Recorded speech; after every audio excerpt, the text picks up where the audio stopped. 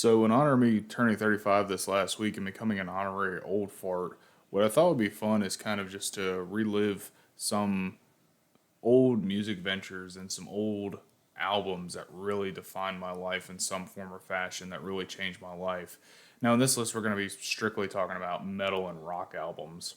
So, I'm not going to be including any, reggae or bluegrass, fusion, jazz, or anything like that. This is going to be strictly metal and rock albums. And it'll be kind of cool. The reason why I did this tier list is because kind of went back and revisited these albums and just kind of gave them another listen and just thinking, from where I am today at 35, does it still kind of hold up in the musical palette that I had the first time that I heard it, right?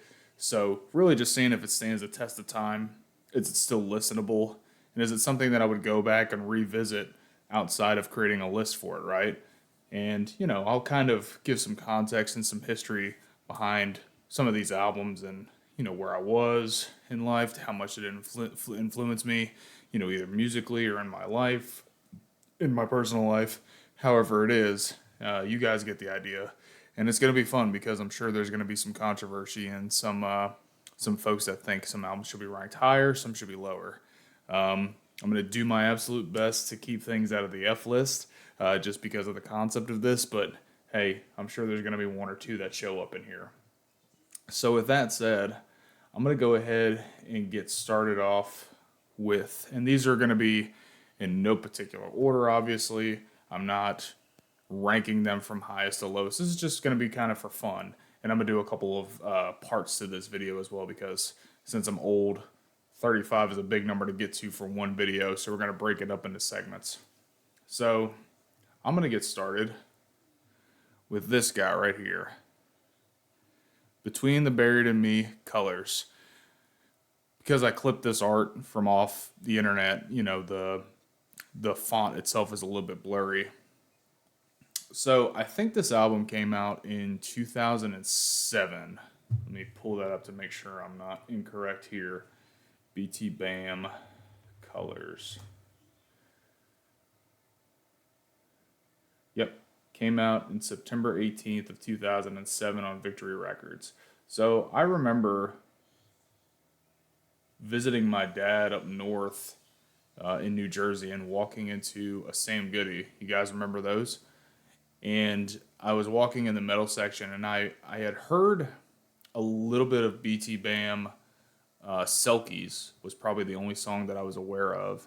And I thought that was pretty cool. I thought it was grooving. And then I saw this album cover and I thought, wow, this is pretty cool. This is very minimalistic, right? But in a cool kind of way. So I put the album on in my car, the ever popular Dodge Neon at the time. And I just remember thinking that, wow, this is so different. This is so unique. And I absolutely love it. They start off the album itself on a very pretty piano part with Tommy singing over it. The whole band comes in. It's kind of like this triumphant type of sound. And then it goes kind of immediately into the second album, Decade of Statues, to some really extreme type of metal. And what I always appreciated about this band, and still do to this day, don't listen to them as much as I used to, but I appreciate the musicianship, obviously, but also the song arrangements. You get some bands that take an approach of, well, we're going to include multiple different types of genres, and it becomes kind of like almost like a riff salad or a vomit of diarrhea-ish type of song salad, and there's not really any structure to it. These guys really do a great job of transitioning from one part to another, and it makes sense. And a lot of time there's motifs throughout the album as well that allude back to other parts. There's jazz, there's obviously some extreme metal, there's some black metal elements to it as well. There's even like a part for like kind of like an Irish country-ish pub type of song breakdown in there as well, which is really cool. Going back and listening to it, I love the studio version. I actually love the live album that they put out of this as well. And I went back and watched it on YouTube a couple of days ago, and it still really is good and it really stands up. Especially today, where there's a lot of cut and paste type of metalcore metal bands that do the same formula over and over and over again. So, what I'm going to do with this band is I'm going to put it in the A tier. S tier is going to be reserved for like a special class to where I can go back to it anytime and give it a full listen. And I'm not saying this album like drags on. I'm just saying like it takes a little bit to get through. Like you're going to have to obviously dedicate some time to get through an album that has so many different, it's not, it's not Pizza Hut type of pizza we're talking about, or probably a craft beer reference for all you hippies. It's not Michelob, it's not Bud Light, it's a craft beer. You have to, sample it, taste it, and appreciate it for what it is. So, BT Bam Colors goes in the A tier. Moving right along, I've got a couple of them here. Let's go. We're going to go with something classic here. Queen, A Night at the Opera. I remember being a little lad, little itty bitty guy, living at my parents'. They had a kind of a duplex in Seaside Heights in New Jersey, way before Jersey Shore. And I remember the first music video that I ever saw was Bohemian Rhapsody. And I thought that was so cool how they could, again, I'm a sucker for, pushing the boundaries and stretching the limitations of what quote unquote popular music is supposed to be. And this whole album is, number one, it's produced so freaking good. It just sounds so good. And I'm one of those dorks that used to watch like behind the music and classic albums and stuff on VH1 when that was still a thing. And this one was always kind of my go-to to go back and watch, just because the technology that was limiting for them at the time, but they still, were able to create such a masterful piece of art. Every song on this album is great. Whether you like, of course, Bohemian Rhapsody, if you like Cars, if you like, lazing on a Sunday afternoon. I'm a big fan of crap. I can't think of it off the top of my head. Oh, listen to the wise man. Oh my god, it's gonna drive me nuts. Oh my gosh, stand by. Stand by. This is gonna drive me nuts if I can't figure it out. Oh my god. Queen, I did the opera. It's gonna come to me like as soon as The Prophet. I didn't have to look for it. It's The Prophet. Love that song. That is probably for me, of course, Bohemian Rhapsody gets all the love. To me, that's the best song on the album, bar none. So, without going too much deeper into it, I'm gonna try to keep this video going. I can still go back and listen to this album anytime, and it still sounds great. This Queen's Queen, man. They're going in S tier 9 times out of 10. So now let's move on to something else. Let's move on. I gotta shout out my brother for this one. Rage Against the Machine, Evil Empire. This was peak Rage Against the Machine. People of the Sun, Bulls on Parade. There's a lot of bangers on this album for sure. I think I was probably like 7 or 8 years old, and my brother brought this home and put on Bulls on Parade. And I remember thinking the solo part where Tom Morello does the scratching on the guitar, I really thought that it was a DJ for the longest time. Before I started playing guitar, I really thought it was a DJ. And then I saw some type of like video where he explains it and he shows where he's messing with the pickup selector and scratching on the strings at the same time. And I'm just like, mind blown, right? Good album. Going back and listening to it, I think it's probably this and Battle for Los Angeles. Those are probably tied for the best two. But I think this is my favorite out of the bunch. I was never, I could listen to the album all the way through as a kid. Not so much these days. So I think with that, just to be kind of fair and be objective, I think I'm going to put it in the B tier. I think it's a good album. I don't think it's great from start to finish. So yeah, I think that's where it belongs. All right, moving on to let's get into some heavier stuff. Um, yeah, let's go something a little bit newer and we'll go older. Okay, so here's Trivium Ascendancy. This album absolutely changed my life in terms of guitar playing, song structure, all of that. My buddy Todd actually turned me on to this band. Shout out to Todd. He introduced me. The first song I heard by them was "Gunshot to the Head."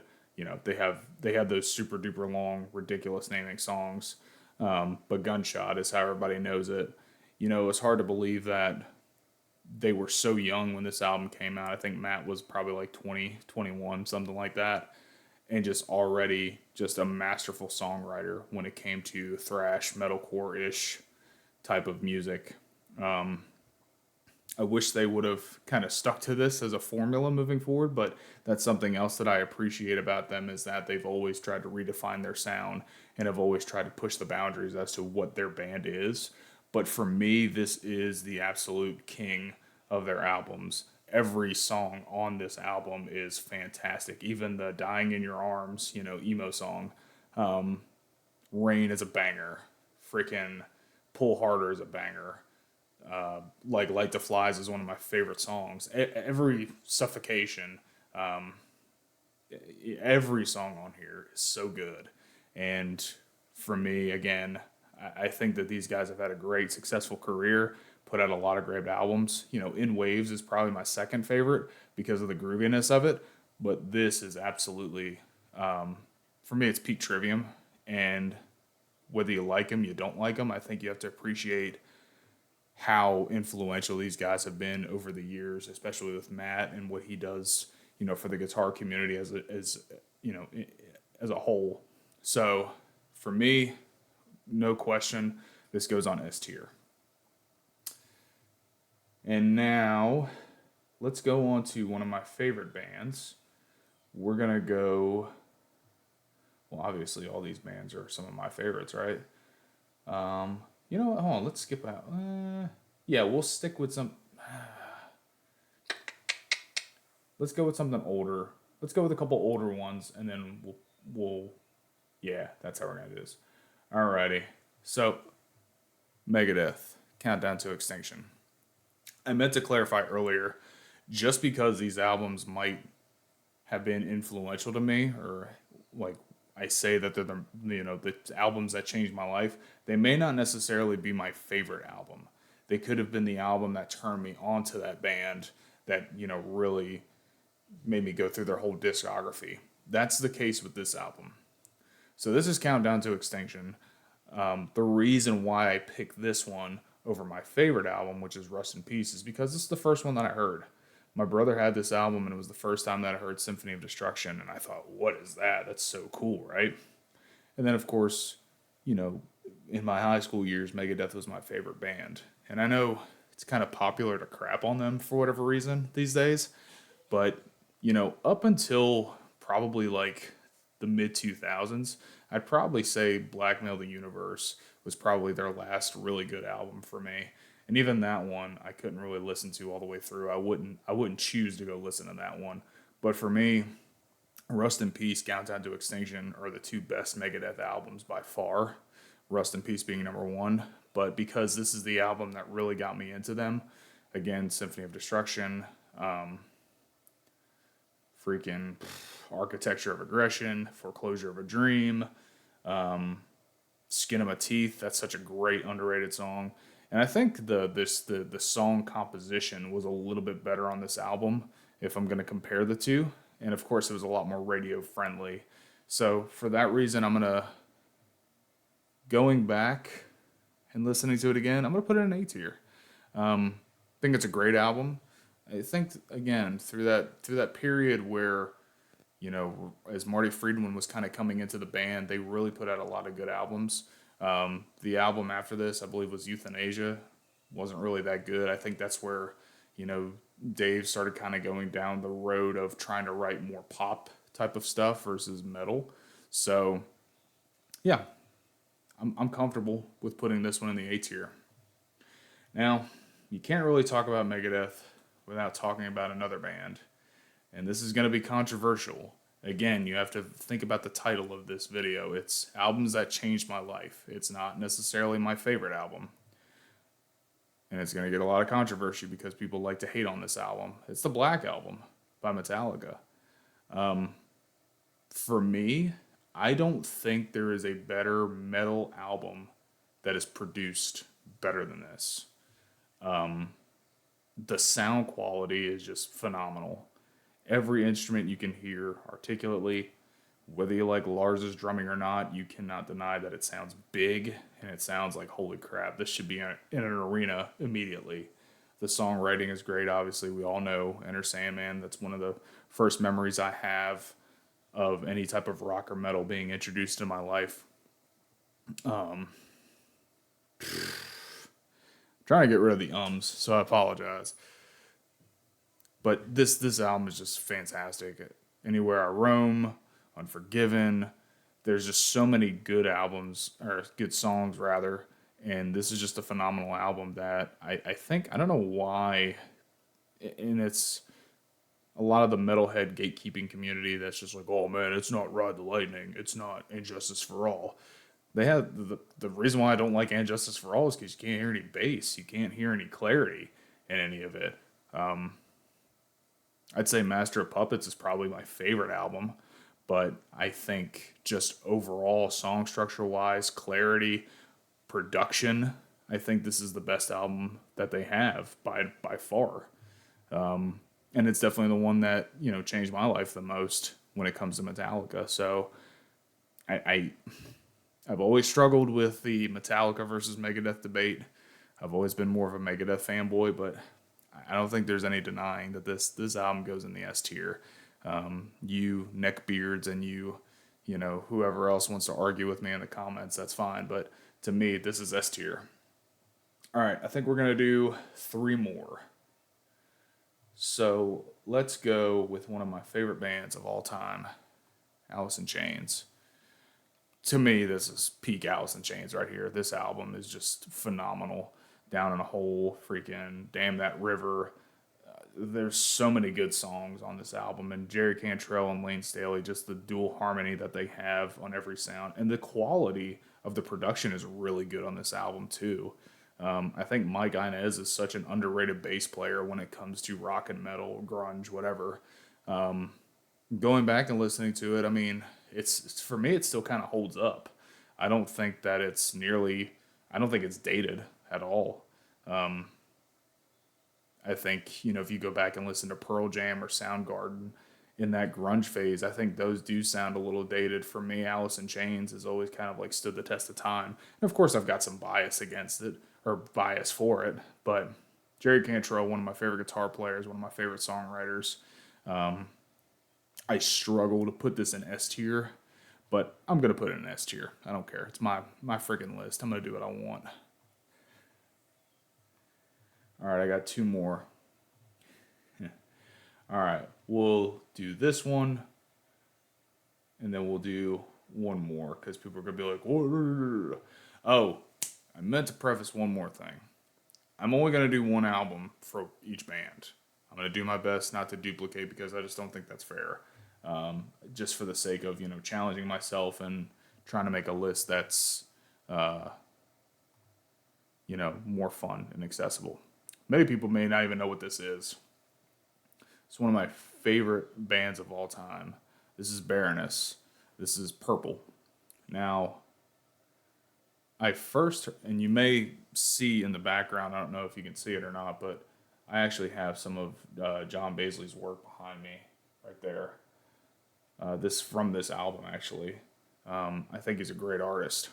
So, I heard some songs by Baroness when I was, a little bit younger, in my 20s. I heard Isaac, obviously.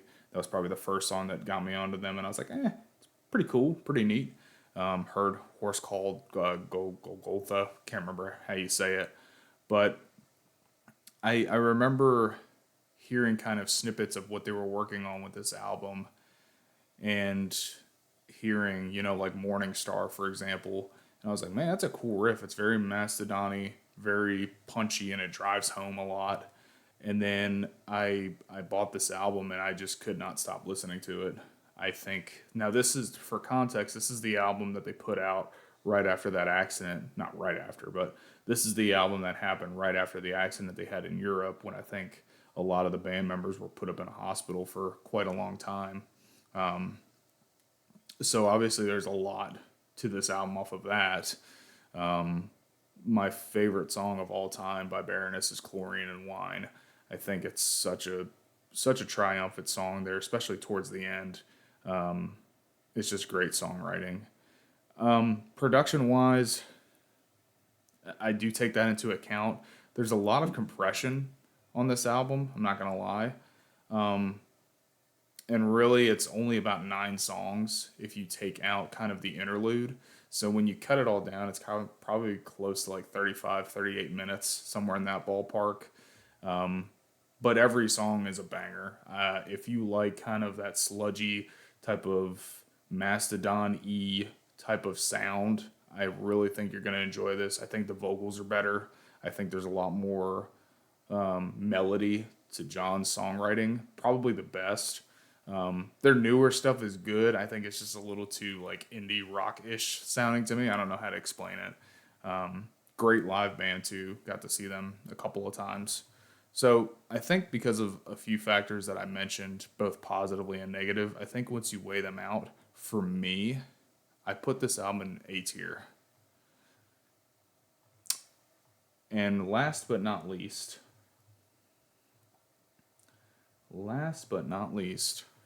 for this iteration, come on, man. You knew one of these albums was going to show up on here. The first time I heard Walk, I think I was probably like 8 years old. My dad used to be in a band, he used to sing, and he really liked a lot of different stuff. I think that's him, both of my parents actually, and just a lot of my family members had such an eclectic musical taste that it really influenced me.